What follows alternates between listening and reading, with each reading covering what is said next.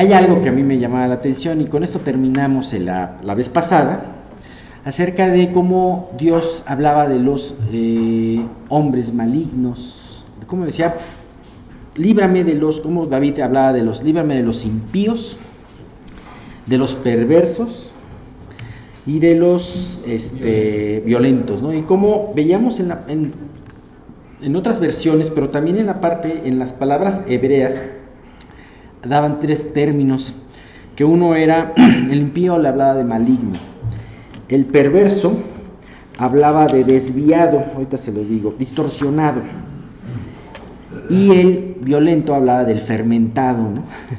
Exactamente, y cómo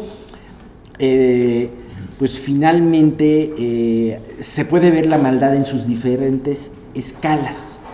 El hombre maligno, el hombre que tiene malos pensamientos, que tiene un mal corazón, el pecado hecho por el pecado, como el mismo pecado te lleva a distorsionar, a pervertir tu camino. El pervertir el camino de los demás es distorsionar, te lleva a distorsionar tu vista, y cómo finalmente el pecado va a terminar conquistando cada área de tu vida. Entonces, bueno, pues ya habíamos visto todo este grito de súplica. De hecho, la primera parte se llamaba El salmista suplica por ayuda, y ahora vamos a ver la segunda parte, de los versículos 5 al 8, que podemos hablar de que en estos versículos del 5 al 8, el salmista, o David, porque pensamos que David lo escribió, da un testimonio de su vida.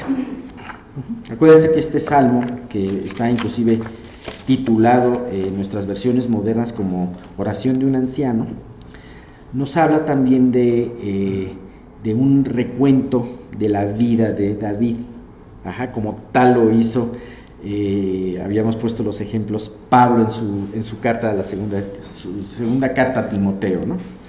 Y bien, bueno, Carlos, ¿quieres por favor leer de los versículos 5 al 8? Sí. Porque tú, oh Señor Jehová, eres mi esperanza, seguridad mía desde mi juventud.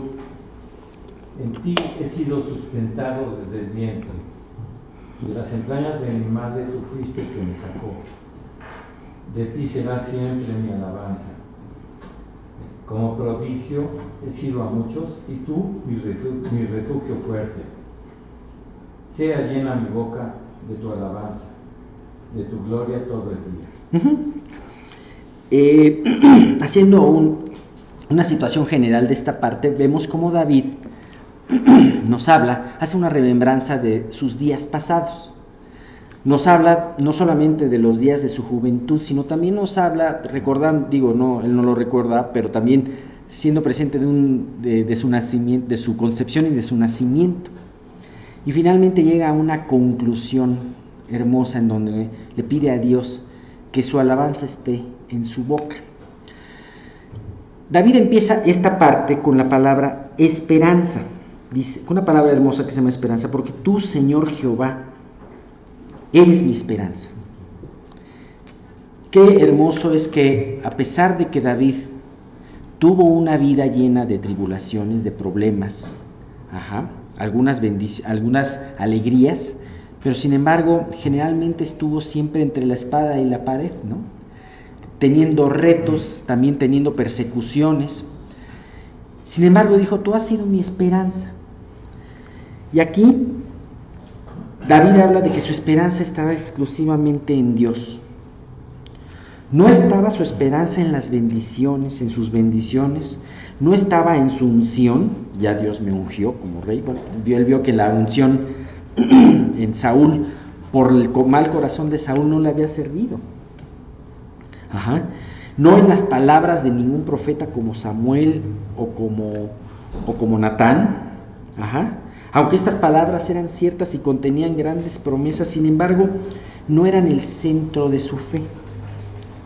Entonces es hermoso ver cuando David dice, tú, Señor Jehová, utilizando la palabra, eres el que eres, tú eres la esencia de mi vida, la esencia de todas las cosas, pero además eres mi Señor. Bueno, pues tú eres mi esperanza. Dice, eres mi esperanza. Y eso me recuerda a dos personajes en la Biblia. Me recuerda primeramente a Jacob. Tú puedes ver que muchos años Jacob, su esperanza no era Dios, sino su esperanza era su mamá, su esperanza era su astucia, cómo él conseguía las cosas. Entonces él tenía sus ojos puestas en su esperanza puesta en muchas cosas que no eran Dios. Él tuvo que enfrentarse en alguna ocasión en Peniel a que su esperanza tenía que ser Dios solamente. Y en otra ocasión también, no voy a hablar aquí tanto de Peniel, sino también en otra ocasión él tuvo una situación muy difícil, cuando él estuvo cerca de Abimelec, y entonces el hijo de Abimelec abusó de una de las hijas de Jacob, de la hija de Jacob. Y entonces, para no hacer la historia larga, que ustedes ya la saben, los hijos mayores de Simeón y Leví, mataron a todo el pueblo. Entonces Jacob tuvo un gran temor. Él dijo, es que matamos a este pueblo cananitas, todos los vecinos nos van a aniquilar. Y entonces Dios le dijo, ve a ofrecer un sacrificio a Betel. Y entonces Jacob fue a ofrecer este sacrificio. Pero aquí me llama mucho la atención este versículo. En Génesis 35:7, cuando ya llegó a Betel y edifica él ahí un altar, dice, y edificó allí un altar y llamó al lugar fíjate qué nombre tan hermoso, El Betel. ¿Sabe? La Biblia dice qué quiere decir este nombre. Betel quiere decir la casa de Dios, pero el altar era el Dios de la casa de Dios. Dice, y edificó allí un altar y llamó al lugar El Betel, porque ahí le había aparecido Dios cuando huía de su hermano. Entonces fue a este lugar en donde le había hecho Dios se le había aparecido en sueños cuando huía de su hermano y le había hecho una promesa. Sin embargo, años después tuvo que regresar porque estaba en una gran aflicción, en un gran problema. Pero ¿sabes qué? No fue como muchos hombres al lugar sagrado, en donde piensas que por estar en un lugar, que por estar en un grupo, por pertenecer a algo, ya eres bendecido, sino fue realmente a la fuente de la bendición. La bendición no era tanto estar en Betel.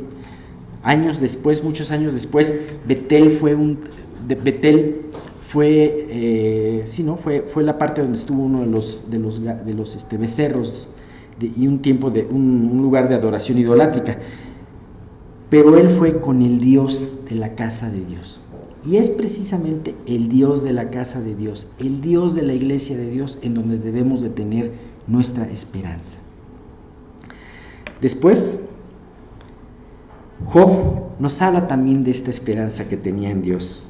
En capítulo 13, la primera parte del versículo 15, dice, he aquí, aunque él me matare, en él esperaré. Aunque él permita que tú tengas una prueba que tú nunca hubieras querido y que aparentemente no tiene alguna explicación, sin embargo, ¿cuál es el objetivo de tu fe? Mi fe es en Dios y voy a seguirla poniendo en Dios, ¿no? Pablo hablaba también de esta esperanza. Dice, salud, en primera de Tito 1:3. ¿Alguien puede poner el aire acondicionado tantito, por favor? En primera de Tito 1:3 dice, Pablo, apóstol de Jesucristo, por mandato de Dios nuestro Salvador y el Señor Jesucristo, nuestra esperanza. Y en Colosenses 1:27 dice, a quienes Dios quiso dar a conocer las riquezas de la gloria de este misterio entre los gentiles, que es Cristo en vosotros, la esperanza de la gloria. Entonces, vemos que David tenía su esperanza en Dios y vemos cómo Pablo exhortaba a las iglesias, a los creyentes, a poner su esperanza única y exclusivamente en Jesús. Bien, pues, si debe de haber alguna única esperanza, si debe de haber algún consuelo, algún aliento, algún gozo, solamente debe de ser en Él, porque Él es merecedor de esa confianza, porque Él es eterno, Él es inconmovible. Todo lo que nos rodea cambia, y tenemos incertidumbre por lo que va a pasar, pero sin embargo debemos de apoyar nuestra esperanza únicamente en nuestro Señor, porque Él no cambia. Este es un punto muy importante. Y luego dice la segunda parte, dice: seguridad mía desde mi juventud. David había tenido grandes retos desde su juventud, y nosotros conocemos muy bien la vida de David, desde que era adolescente, en donde David perseguía al oso y al león para poder librar a su rebaño, proteger a su rebaño, ¿no? Después ese gran reto que tuvo cuando se enfrentó contra Goliat, y cuando él empezó a ser perseguido y a luchar sus batallas contra los filisteos, y toda su vida, que hemos hablado mucho de ella, ¿no? Y en todas esas ocasiones, desde que él era pequeño, él vio que Dios era su seguridad. Así que esperanza y seguridad están muy de la mano. Donde tengas tu esperanza es donde vas a estar seguro. Si cuando estabas pequeño de repente estabas en un lugar solo y te sentías amedrentado, y llegaba tu papá o tu mamá, sentías alivio. ¿Por qué? Porque tenías en Él tu esperanza. Así, de la misma manera, Dios quiere que sepamos que esto mismo puede significar para nosotros. Decía un filósofo llamado Séneca, aunque pagano, pero comentaba esto. Una juventud, esto no lo comentaba él, dice: una juventud con fe traerá una buena vejez. Séneca decía: la juventud bien empleada es el mayor consuelo para la ancianidad. Eso comentaba Séneca. Y en cierta manera sí, dices, una vida de joven vivida con fe es una vida que en la ancianidad te va a traer frutos y te va a afirmar esa seguridad que tú necesitas. Decía Policarpo, el mártir Policarpo, delante del gobernador romano, antes de ser ejecutado, decía, cuando este gobernador romano le decía: mire, usted ya es una persona mayor, nada más ríndale culto a la estatua de César, y ya nada más se olvida de problemas. Sin embargo, este hombre de 86 años le comentó algo y le dijo: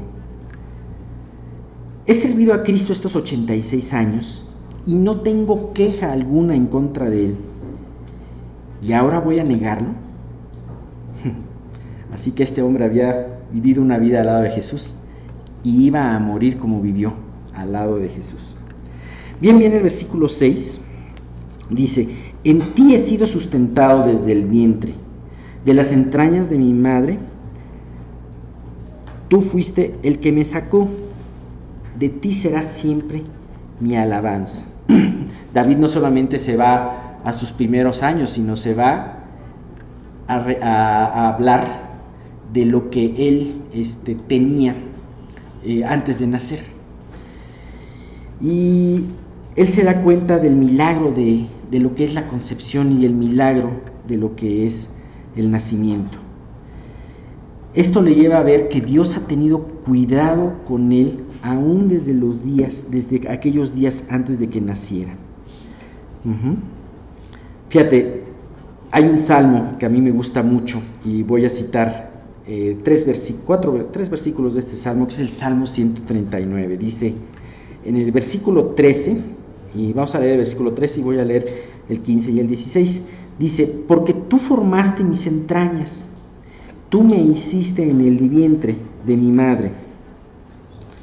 Y en el 15-16 dice: no fue encubierto de ti mi cuerpo, bien que en oculto fui formado y entretejido en lo más profundo de la tierra, mi embrión vieron tus ojos, y en tu libro estaban escritas todas aquellas cosas que fueron luego formadas, sin faltar ni una de ellas. Así que estamos viendo cómo él hablaba, ya habíamos comentado este versículo anterior, cómo era ese milagro, cómo hablaba en este salmo de cómo se iba formando este embrión. Y decía, es que el hecho de pensar en eso solamente me lleva a ver que tú tuviste cuidado de la formación de todos mis órganos desde mi embrión, desde el embrión. En tu libro estaban anotadas todas estas cosas. Tú tienes un plan para mí. Tú permitiste que me formara desde la concepción hasta el nacimiento y me sacaste adelante en ese momento tan crítico que es el nacimiento. Algo que me maravilla es que estas palabras de David, que fueron escritas hace 3000 años, se corrobora perfectamente con la ciencia ahora. En el año de 1965, la revista Life sacó una serie de fotos maravillosas. No se habían sacado fotos tan hermosas del embrión. Realmente todavía esas fotos siguen siendo muy famosas y ahora tienen más Entonces, es impresionante esas palabras que ve David de cómo se va formando un embrión. David las pudo hablar 3000 años antes. Espérame, Carlos. Aún impresionante es que ahora, con todo ese descubrimiento y esa tecnología, el hombre sigue pensando que un aborto no es un asesinato. Es impresionante. Y esto me lleva a pensar de que el hombre actual, con toda la tecnología, con toda la ciencia, sin embargo con toda la oscuridad, con respecto a las cosas morales y sobre todo con las cosas eternas. Pero este es un pequeño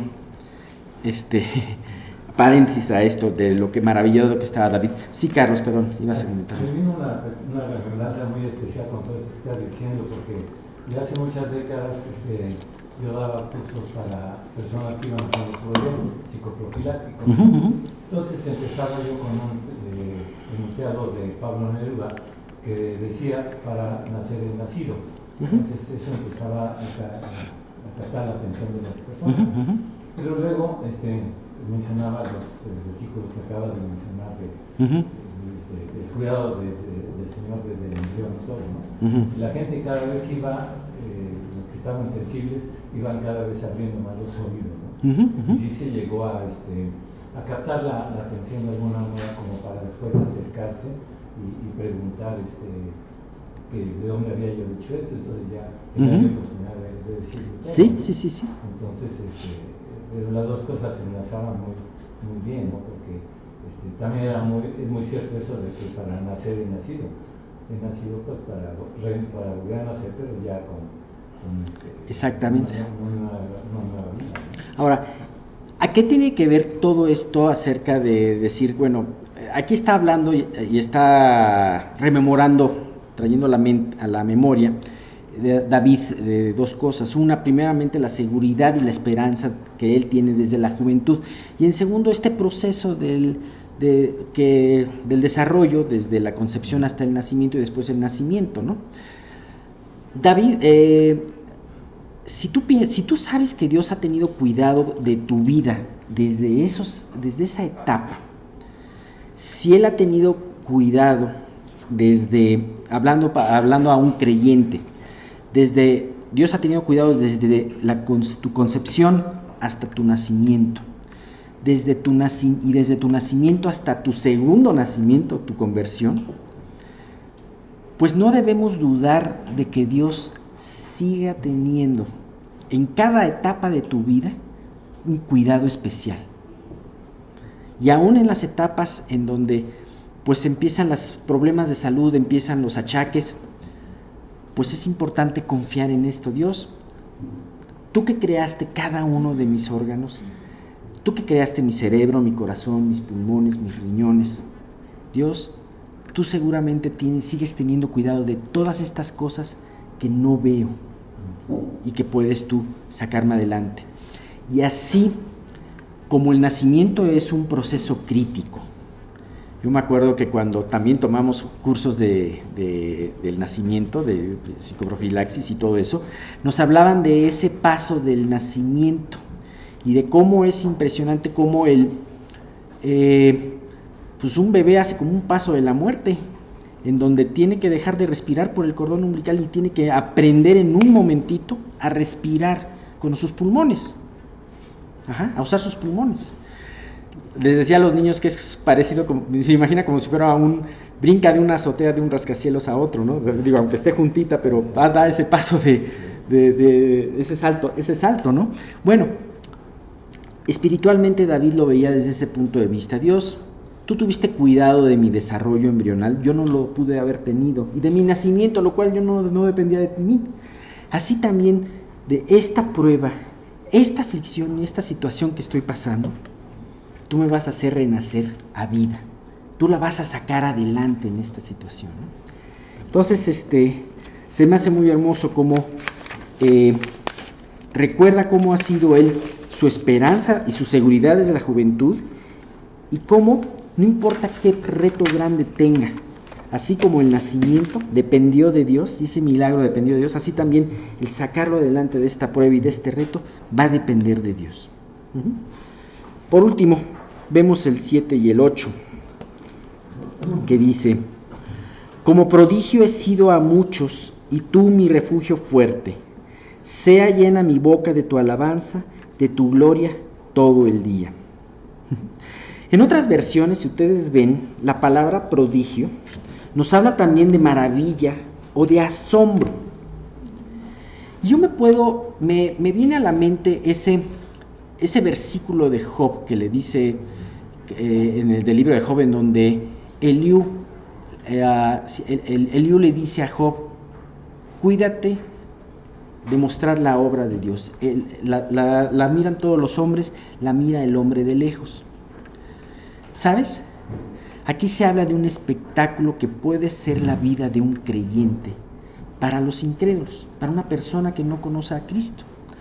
Muchas veces en tu vida puedes tú tomar decisiones que delante de tus amigos, compañeros de trabajo, delante de tus familiares no sean lógicas. Pueden asombrarse también que a pesar de que tengas un problema, tú puedas seguir conservando el gozo, a pesar de que tengas una pérdida y estés triste, pero puedas estar con esperanza y con gozo en esa prueba. A veces podemos sentirnos abatidos y decir: es que con ningún argumento voy a poder convencer a esta persona que amo tanto. Pero no te preocupes, Dios es el que los convence. No te olvides que eres un espectáculo para ellos, pero no un espectáculo tuyo, sino un espectáculo de Dios para contigo. El hombre natural, acuérdate que el hombre natural no comprende las cosas que son del Espíritu de Dios, y tampoco, si no comprende esas, si todavía no comprende esas, tampoco va a comprender el proceder y el comportamiento de alguno de sus hijos. Su vida, sus decisiones, sus convicciones, muchas veces se le van a hacer locura. Me gustaron estos dos versículos, 1 Corintios 4:9, que dice: porque según pienso, Dios nos ha exhibido a nosotros los apóstoles como postreros, como sentenciados a muerte, pues hemos llegado a hacer espectáculo al mundo, a los ángeles y a los hombres. ¡Qué impresionante! A un espectáculo a los ángeles. ¿Tú te puedes explicar cómo es eso? ¿Te acuerdas aquella escena del nacimiento de Jesús, en donde los ángeles no lo tenían en el script? No decían: bueno, cuando nos aparezcamos a los sacerdotes, a la 1, 2 y 3 vamos a alabar al Señor, ¿no? No. Ellos estaban maravillados y no dejaban de alabar a Dios por lo que había hecho por los hombres. Se había hecho un niño y se había bajado a nuestra bajeza, ¿no? No a nuestra altura, sino a nuestra bajeza. Y déjame decirte que cuando tú tomas una decisión de fe por el Señor, las huestes celestiales pueden quedar asombradas. pueden decir, es que es impresionante cómo Dios llevó a esta persona, a pesar de la situación, finalmente por el camino que venía, ¿no? Entonces, acuérdate que, y no lo digo yo, lo dice la palabra, somos un espectáculo aún a las huestes celestiales. Hebreos 10, del 32 al 33 dice, pero traed a la memoria los días pasados en los cuales, después de haber sido iluminados, sostuvisteis un gran combate de padecimientos, por una parte, ciertamente con vituperos y tribulaciones fuisteis hechos espectáculo, y por otra llegasteis a ser compañeros de los que estaban en una situación semejante. Aquí hay dos cosas en estos dos versículos, el espectáculo, ¿perdón? Es que te voy a decir esta versión de sí, por favor. 1:12, hablando de los ángeles, que dice así: se les dijo que los mensajes que habían recibido no eran de ellos, sino para ustedes. Y ahora esta buena noticia les fue anunciada a ustedes por medio de aquellos que la predicaron con el poder del Espíritu Santo enviado del cielo. Todo es tan maravilloso que aún los ángeles observan con gran expectación cómo suceden estas cosas. Acuérdense que los ángeles no conocen toda la voluntad de Dios, no conocen el futuro. Satanás, cuando persigue a su iglesia y quiere aniquilarla, dice, seguramente con esto. Pero cuando la iglesia resurge, cuando el remanente no solamente sobrevive, sino además se multiplica, esto es un espectáculo, ¿no? Esto es un espectáculo. Bien, pues Jesús vivió mucho también este asombro por parte de los suyos cuando él fue a Nazaret y empezó a predicar y todo el mundo estaba asombrado. Y bueno, ¿de dónde sacó él esta sabiduría? ¿Se no era el hijo del carpintero? Y bien, todo este asombro, toda esta maravilla, todo este prodigio es utilizado para que aquellos que puedan ser tocados para salvación vengan a sus pies. Imagínate el espectáculo que ha de haber sido el ver a los creyentes en el Coliseo cantando salmos o hincándose para orar, ¿no? ¿Sabes qué? Se tienen registros que mucha gente se convirtió de tan solo verlos. Mucha gente empezó a cuestionar su vida. Y bien, por la mano de los apóstoles se hacían muchas señales y prodigios en el pueblo y estaban todos unánimes en el pórtico de Salomón. De los demás ninguno se atrevía a juntarse con ellos, mas el pueblo los alababa grandemente. Y los que creían en el Señor se aumentaban más, gran número así de hombres como de mujeres. Este pasaje que di está en Hechos 5 del 12 al 14 y te señala cómo estaba viviendo la iglesia en esos primeros años en Jerusalén y cómo pues todos, no estaban escondidos. Después de lo de Pentecostés, la gente puso sus ojos en ellos para ver qué les pasaba, ver qué hacían, ¿no? Algunos se convertían, sin embargo otros desde lejos los veían con asombro, teniendo temor. Digo, mejor no me acerco con ellos porque me van a enfrentar o me van a... Pero sin embargo, ¿qué es lo importante? Lo importante es que tú permitas que tu vida sea un espectáculo para los hombres. Ahora, nuestra vida no es la que debe de ser mostrada, sino más bien la obra de Dios en ella, ¿no? Y vamos a terminar, dice, con este versículo que dice, bueno, y tú mi refugio. ¿Cuál es el secreto precisamente cuál es el enigma atrás del creyente en toda esta vida, en este espectáculo? De que precisamente volvemos a que Dios es nuestro refugio, como decía en los primeros versículos, como decía el versículo 3. Ese es el secreto. Si Dios es tu refugio, si Dios es tu esperanza, entonces Dios se va a encargar de ese testimonio, aunque la gente lo trate de negar, pero no puede negar algo que Dios ha hecho tan claramente, ¿no? También menciona protección. Protección. En la NTV. Refugio, esperanza, protección. Exactamente. Se va a dar cuenta la gente. Imagínate los Sadrach, Mesach y Abednego pues fue un espectáculo para Nabucodonosor, pero ¿sabes qué? No veía 3, veía 4. Cuando la gente ve tu vida, ¿ve 1 o ve 2? Debe de ver 2, ¿no? Y no porque haga viscos, no debe de... Bien, y hay un versículo, con esto termino, dice, sea mi boca llena de tu alabanza, de tu gloria todo el día. Primero, en el versículo 6 decía, de ti será siempre mi alabanza. Entonces, David en ese momento hace un compromiso diciendo, Dios, a nadie voy a alabar, sino solamente a ti. Y si hay algo digno de alabar de alguien, le voy a dar de todas formas la gloria al que está detrás de él. Pero aquí le pide algo más hermoso, más profundo aún.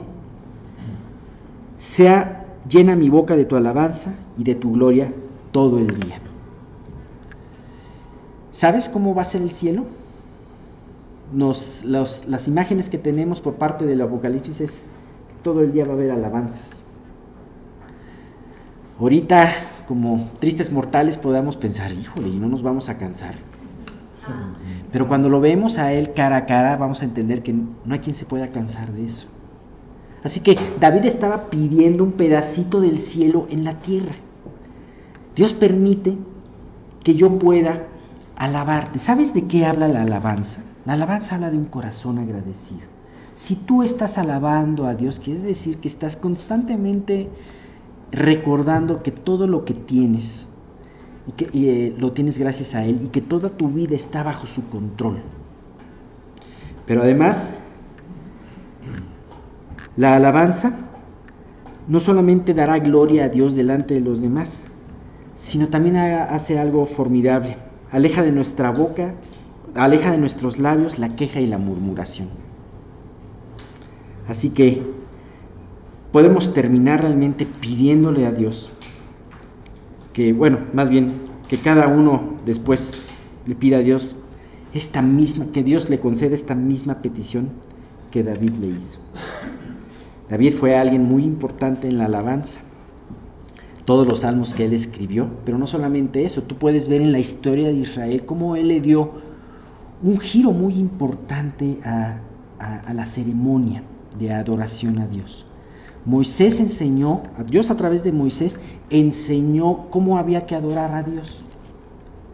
Sin embargo, faltaba David, que nos enseñó cómo adorar a Dios cantándole, ¿no? Bien, pues no sé si terminamos con esto para no tardarnos más. Y pues Dios nos conceda el que nuestros labios estén constantemente llenos de su alabanza.